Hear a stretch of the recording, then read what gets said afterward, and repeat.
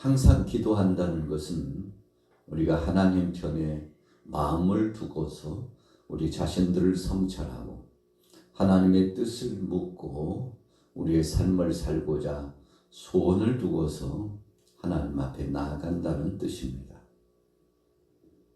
자기 자신을 살피는 거죠. 성찰하는 겁니다. 되돌아보는 겁니다. 내가 하나님 앞에 바로 서 있나 아니면 곁길로 나가고 있나 나 자신을 되돌아보는 거죠. 기도라고 하는 것이 바로 그런 것입니다. 내 뜻이 아니라 하나님의 뜻을 묻는 시간이 기도입니다. 그러면 하나님의 뜻을 묻는 시간이 기도라면 그렇게 기도하는 이유, 하나님의 뜻을 자꾸 묻는 이유가 뭡니까? 우리는 약한 존재라는 사실 때문에 그렇습니다.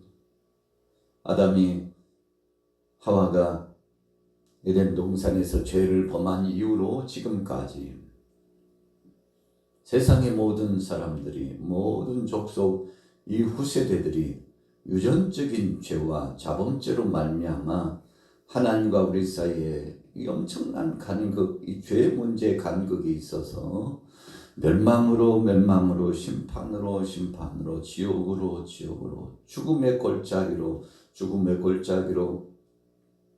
잘 간다고 가고 있는데 결론은 죽음의 골짜기, 사망의 음침한 골짜기로 가고 있기 때문에 우리 자신의 약함을 너무 잘 알기 때문에 우리는 하나님의 말씀이라고 하는 거울, 빛의 그 말씀, 진리의 말씀, 그래서 예수님 말씀하셨죠. 내가 곧 길이요 진리요 생명이다. 나로 말미암지 않고는 아버지께 갈 자가 없다.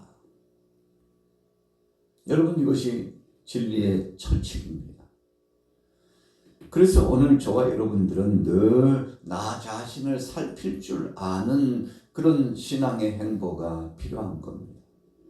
어제까지 잘했지만 오늘 아침에 잘못하면 이전에 잘했던 것이 와르르 태산이 무너지듯이 무너져요.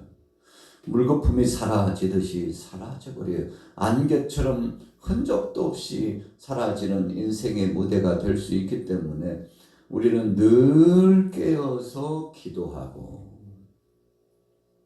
아주 중요한 문맥입니다. 늘 깨어서 기도하고.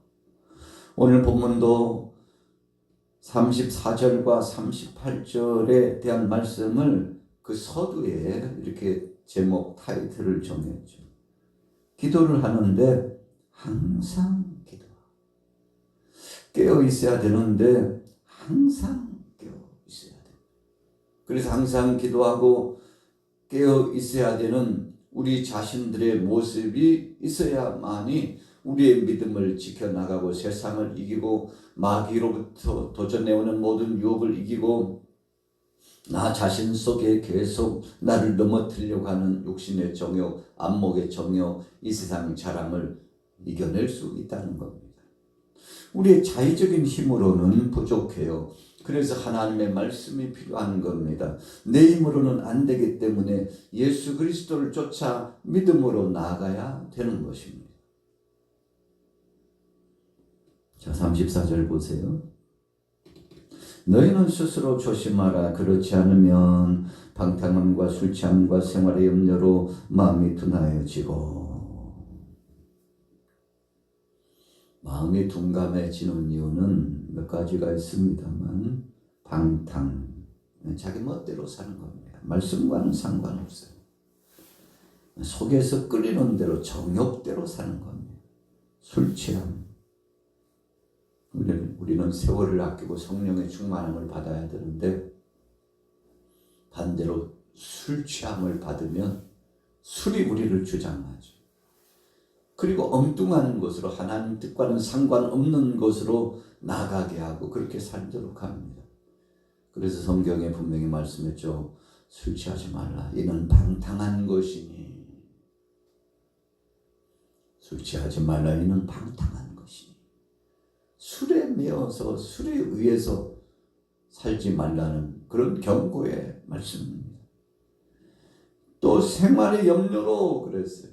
살다 보면 이런 걱정 저런 걱정에 쌓여 힘을 합쳐가지고 종잡을 수 없을 만큼 고통스럽고 괴롭고 끊임없는 이 속에서 갈등이 계속 발동됩니다. 그래서 생활의 염려라고 하는 것은, 술 취함이라고 하는 것은, 방탕함으로 산다는 것은 마음을 둔하게 한다고 분명히 말씀했습니다. 마음이 둔해졌다는 것은 하나님 말씀에 민감하지 않는 삶을 산다는 겁니다. 하나님을 의식하지 않는 삶을 살아가요. 성경의 역사 가운데 사사시대의 그 역사를 한마디로 표현하면 하나님 말씀 없이 자기 소견에 옳은 대로 살아간 겁니다. 여러분, 한 나라가 또 지도자가 또 나라 안에는 국민이 타락하는 이유는 말씀을 제껴놓고 말씀을 거울 삼지 않고 말씀을 기준 삼지 않고 자기 생각대로 어떤 사상과 논제에 매어서 세상 것에 대한 유행풍에 매어서 그렇게 결정하고 살아가는 이유 때문 아니겠습니까? 그래서 세상에 매어서 세풍에 젖어서 살아가는 것을 하나님은 기뻐하지 않습니다. 여러분, 말씀 밖에 살아간다는 거예요. 하나님 뜻과는 상관없이 살아가요. 하나님을 의식하지 않아요. 신이 있긴 어디 있어. 참 세상 아무리 둘러봐도 신은 없는 것 같다고 부정하면서 사는 거죠. 자, 그것이 바로 마음이 둔하여진 겁니다. 민감하지 않아요. 둔감해요. 의식하지 않는다는 표현이 맞겠죠. 하나님을 의식하지 않아요. 세상에 억만 가지 죄를 범하고도 의식 딱딱하게 내가 언제 죄를 범했냐고. 여러분, 죄라고 하는 것은 말씀에 비춰져야 드러나는 겁니다. 그런데 말씀에 민감하지 않고 우둔해지면 여러분, 죄가 우리에게 묻어있고 죄의 성 가운데 살아가도 내가 죄인인 줄 모르는 거죠. 범죄자들이 문제가 되는 이유가 뭡니까? 자기가 죄인인 줄 몰라요. 뭘 잘못했는지 몰라요. 사람을 죽여놓고도 아주 뻔뻔한 얼굴, 막 눈을 부아리면서 혈기가 가득한 눈으로 오히려 이웃을 바라보고 자신을 직시하는 사람들을 막 조롱하고, 예수님께서 십자가상에 못 박혀 죽으실 때 한평 강도가 그랬습니다. 예수님을 얼마나 희롱하고 능욕했는지 몰라요. 자기 자신이 죄인인 줄 몰라요. 그러나 한평 강도는 바로 그 사람을 꾸짖었습니다. 우리는 우리 죄 때문에 그러지만 저분은 아무런 죄가 없으신 분이라고. 예수님의 구속사역을 이해했습니다. 믿음으로 받아들였습니다. 예수님을 십자가상에 계시는 그분을 나의 구주로 영접했습니다. 여러분, 그래서 예수님께서 오늘 네가 나와 함께 낙원에 들어가리라. 예수님께 자기 자신이 얼마나 중죄인인가를 고백하고 회개하고 용서를 구하고 구원받기를 원했더니 예수님은 따지지 않고 그의 회개를 받아주시고, 이전 것은 다 지나갔다, 보라 새 것이 되었도다 주님 말씀하시면서 오늘 네가 나와 함께 낙원에 이르리라. 여러분, 그래서 가장 짧은 시간 안에 예수님을 구주로 영접하고 구원받은 사람이 있다면 바로 십자가상에 이 골고다 언덕 갈보리 산상에서 예수님과 함께 십자가 처형을 당했던 이 한편 강도가 바로 그런 행복한 순간을 맞이하게 된 겁니다. 여러분, 그래서 세상에서 가장 행복한 순간은 예수님을 구주로 영접하고 그분을 섬기면서 믿음으로 살아가는 과정입니다. 오늘 하루도 이렇게 화요일 아침을 맞으면서 여러분들이나 저나 행복한 이유는 뭔가요? 사랑의 주님을 구주로 영접하고 주님 뜻대로 살고자 오늘 말씀에 민감하고 하나님의 뜻에 민감하고 예수님도 그러셨습니다.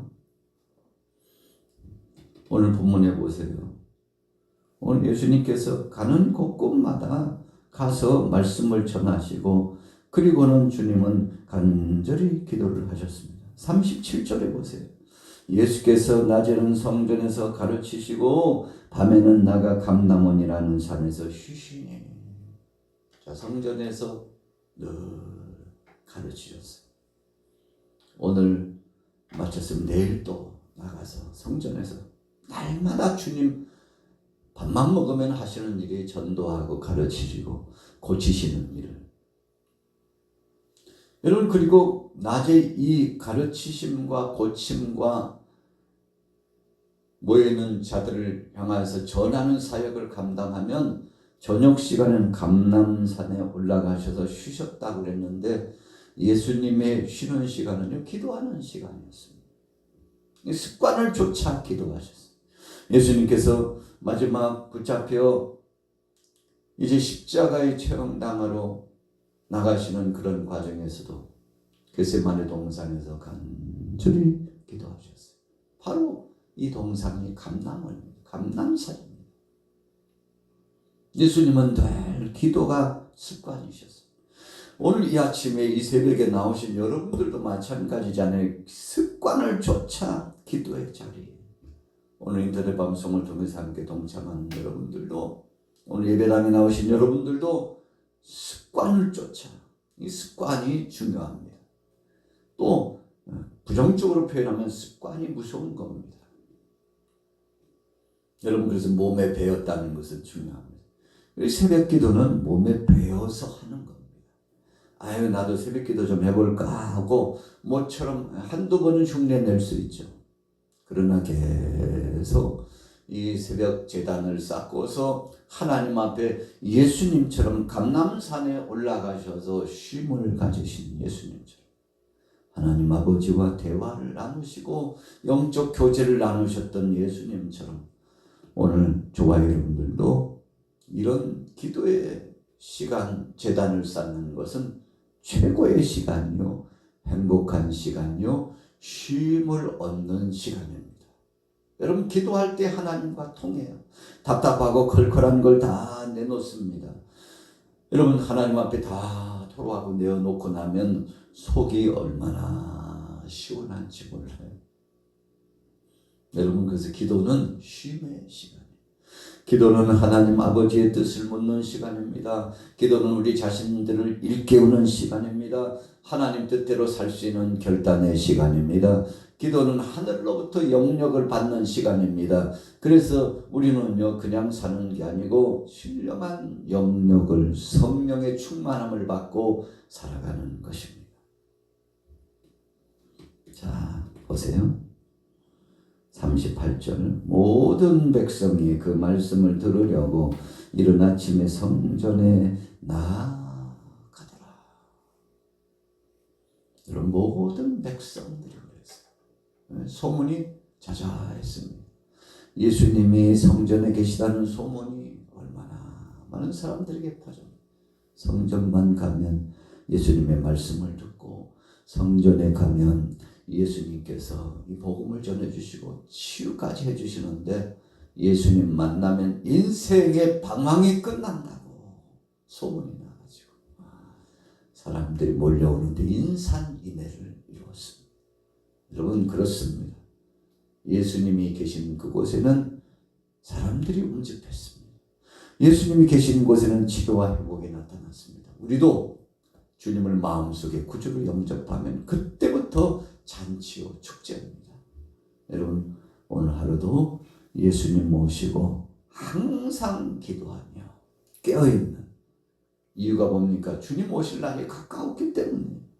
지금은 말세 중에서도 지말 끝 중에 끝이기 때문에 그래요. 시간이 얼마 남지 않았기 때문에 그래요. 우리의 이 땅에서의 삶도요, 1000년 만년 살 것 같지만 많은 시간이 남지 않았어요.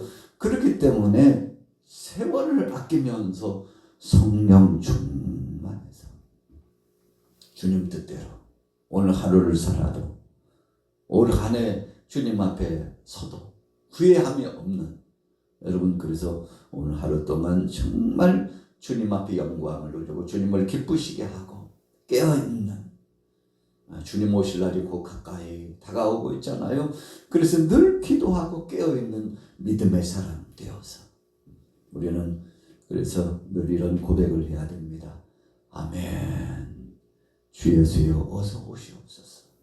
세상 돌아가는 일들 보니까 성경에 말씀한 것처럼 전쟁과 기근과 지진과 여러 가지 질병과 탄식과 한숨이 끊이지 않는 것을 보니 주님 오실 날이 가까웠구나. 여러분, 마지막이 가까웠고 세상은 유한한 삶을 살아가는 세상이라는 것을 우리에게 뼈저리게 체험하도록 하시는 거고, 여러분 거울처럼 비춰주고 빛의 말씀을 통해서 깨닫게 하는데, 아멘. 주님 어서 오시옵소서. 이렇게 고대하면서 믿음 생활을 해야 될진데, 오늘 하루도 주님 모시고서 항상 기도하고 깨어있는 여러분들 되시기를 예수님의 이름으로 축원합니다.